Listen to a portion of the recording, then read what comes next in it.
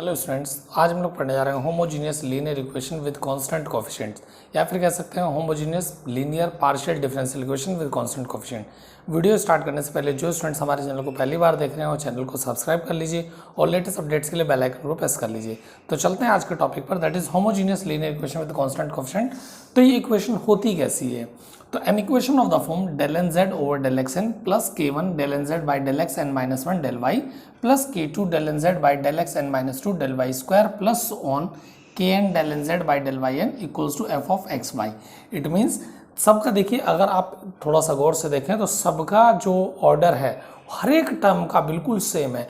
तो ये जो हमने वर्ड एक यूज़ किया है यहाँ पर होमोजीनियस, जो मैंने आपको बताया कि इस इक्वेशन का homogeneous linear equation with constant coefficient, ये होमोजीनियस का मतलब सिर्फ इतना है कि हर एक टर्म जो इक्वेशन आप डिफरेंशियल इक्वेशन दी गई है उसका हर एक टर्म का जो ऑर्डर है दैट शुड बी सेम।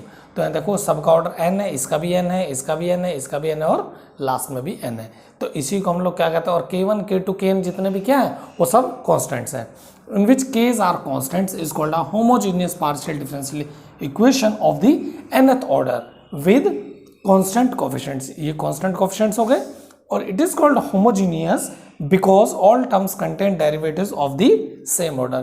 कि अगर आपके हर एक टर्म का ऑर्डर सेम है इसीलिए हम इसको क्या बोलते हैं, होमोजीनियस बोलते हैं। इसके बाद अगला केस आएगा नॉन होमोजीनियस का, जिसमें इनका ऑर्डर सेम नहीं रहेगा।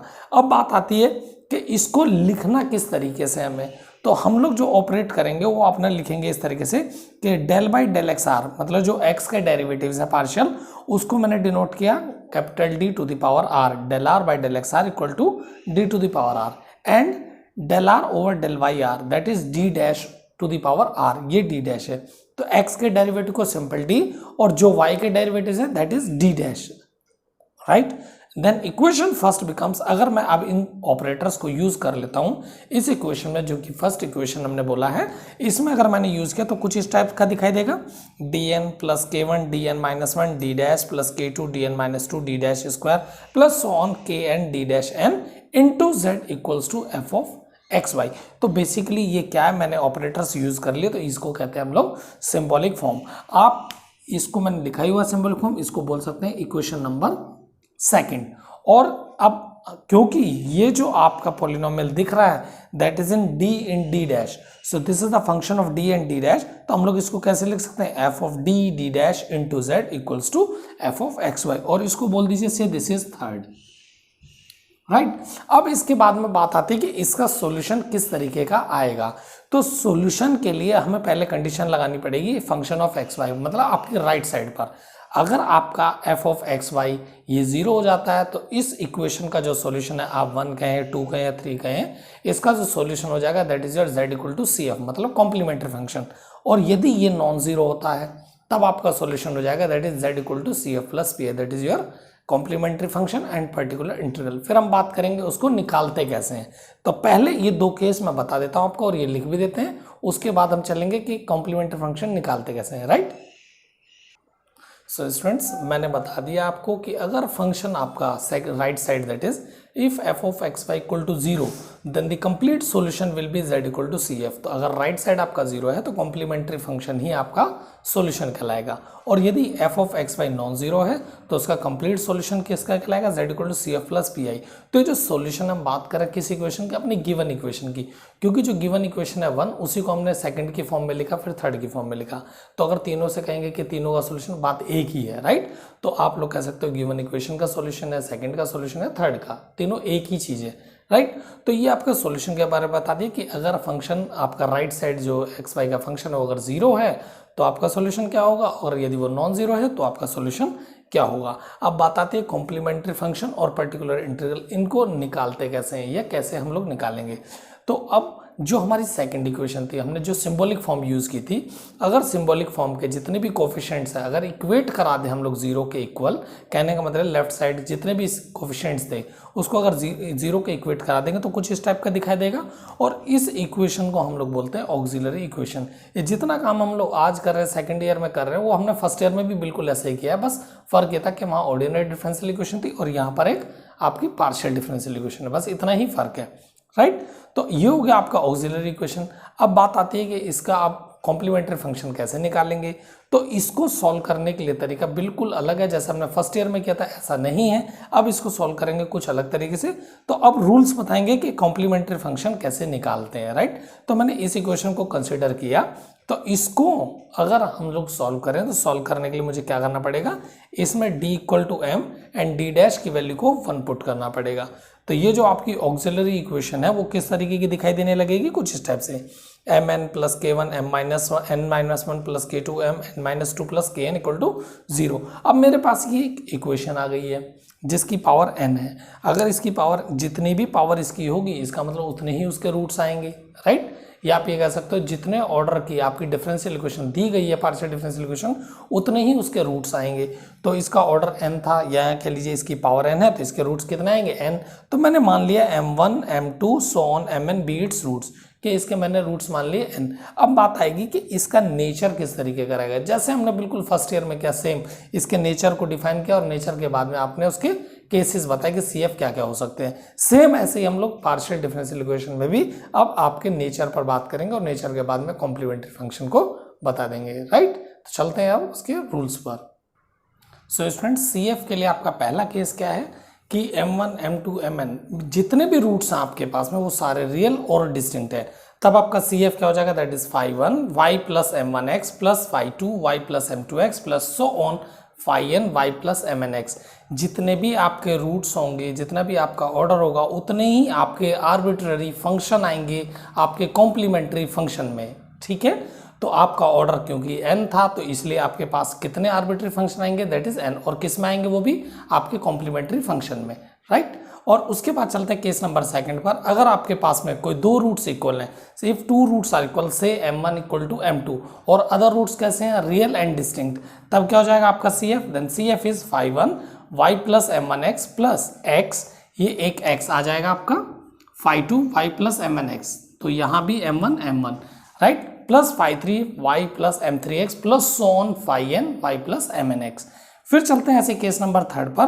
तो केस नंबर थर्ड क्या है, यदि आपके तीन रूट्स इक्वल हैं, से m1 equal to m2 equal to m3, अगर तीन रूट्स इक्वल है तब CF कैसा हो जाएगा आपका, और बाकी रूट्स कैसे हैं, रियल और distinct, then CF is phi1 y plus m1x plus x phi2 y plus m1x plus x square phi3 y plus m1x plus phi4 y plus m4x plus so on phi n y plus mnx। तो इतना हो जाएगा। सो ये तीन case आपके सिर्फ complementary function के लिए, इसके बाद कोई चौथा केस नहीं है कॉम्प्लीमेंट्री फंक्शन के लिए। और एक चीज़ आपको याद रखनी है कि जब भी कॉम्प्लीमेंट्री फंक्शन निकालेंगे और आप रूट्स निकालेंगे उससे पहले, तो रूट्स कभी भी कॉम्प्लेक्स नहीं आएंगे, क्योंकि मैंने क्लियरली बताया तीनों केस में ही रियल और डिस्टिंक्ट का जिक्र किया है। रियल होंगे या फिर अलग अलग, डिस्टिंक्ट मतलब डिफरेंट रूट्स, रियल मतलब रैशनल सब रूट चलेंगे, बट कॉम्प्लेक्स रूट इसमें नहीं आएगा, राइट।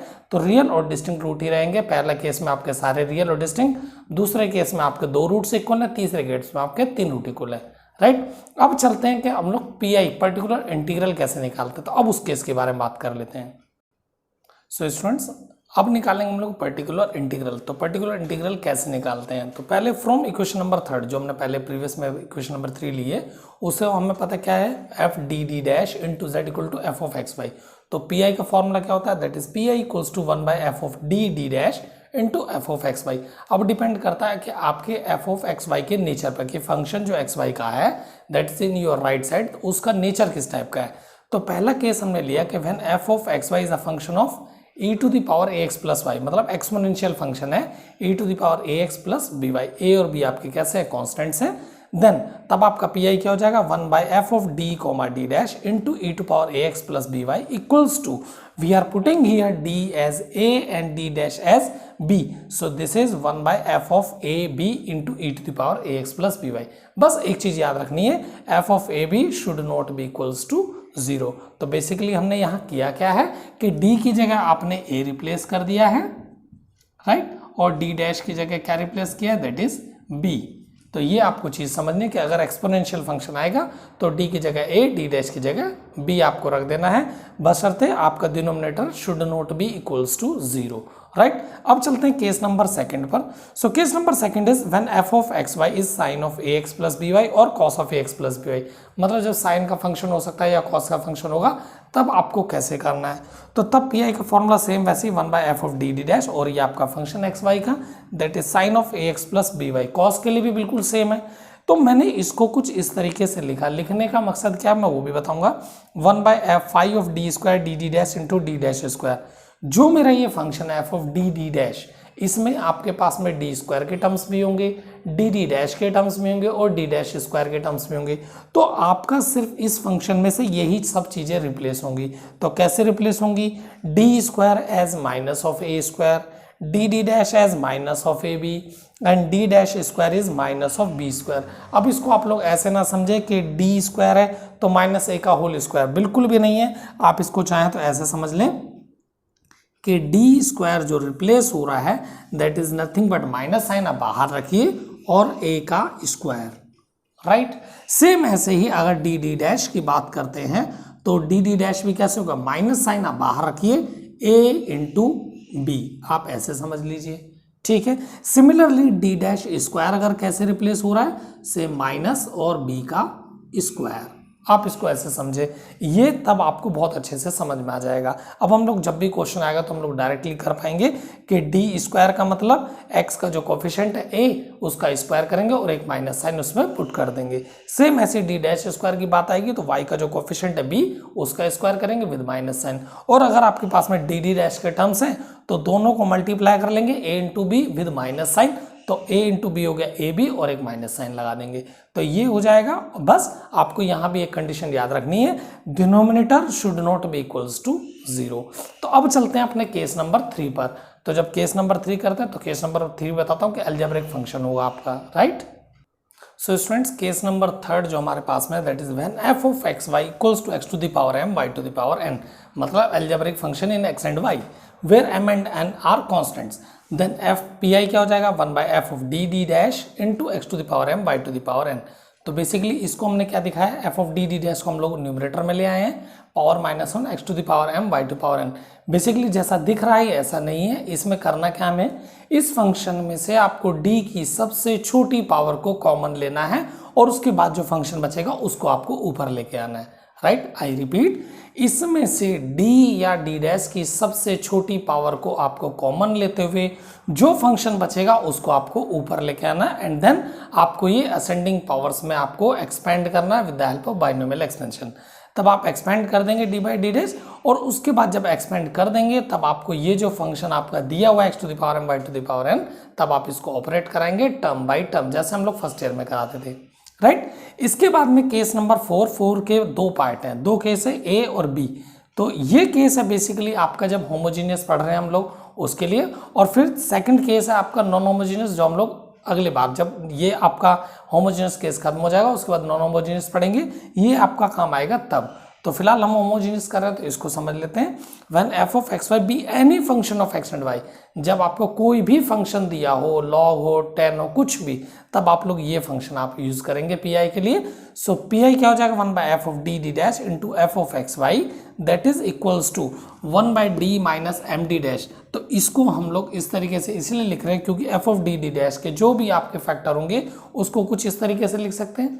कुछ बच्चों का कहना होगा सर प्लस भी हो, बिल्कुल हो सकता है। प्लस होगा तो वहाँ जो इंटीग्रेशन में c माइनस एम एक्स लिखा तो c प्लस एम एक्स हो जाएगा। तो d minus M D dash basically ये m क्या है?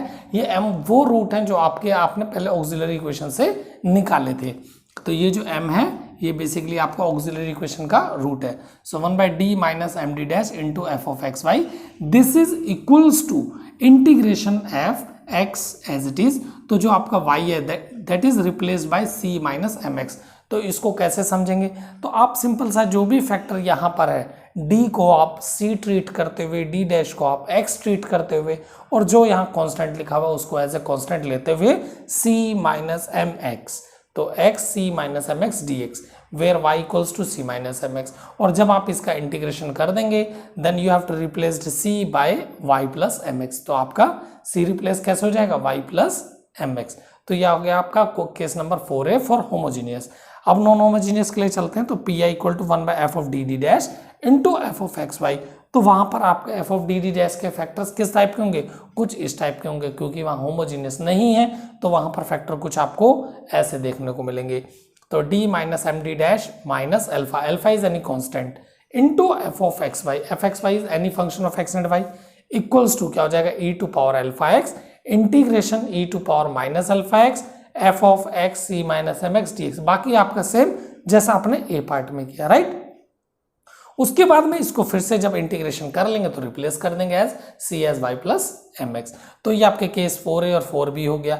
इसके बाद में आता है आपका last case, when f of dt dash equals to f of ab equals to 0। इस लाइन का मतलब क्या है, जब आपने d की जगह a रिप्लेस करें और d डैश की जगह अगर b रिप्लेस करें और f of ab आपको 0 मिल जाए, तब आपका जो pi होगा that is 1 by B D minus A D dash. मतलब जिस फैक्टर की वजह से आपका डिनोमिनेटर 0 हो रहा है उसी को मैंने ऐसे लिखा हुआ है। इसकी वजह से आपका डिनोमिनेटर 0 हो रहा है। कैसे हो रहा है, देखो x का ऑप्शन a, d की जगह a रखो तो a भी हो गया, d डैश की जगह b रखो तो ये भी a b minus A B is 0।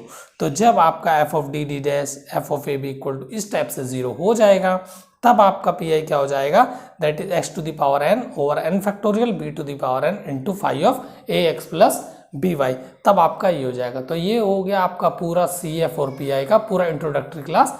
इसके बाद में हम लोग करेंगे कुछ क्वेश्चंस इस पर base C F and P I. I hope आपको पूरा इंट्रोडक्शन समझ में आया होगा। अगर समझ में आया तो इसको लाइक कीजिए और शेयर कीजिए। Thank you very much.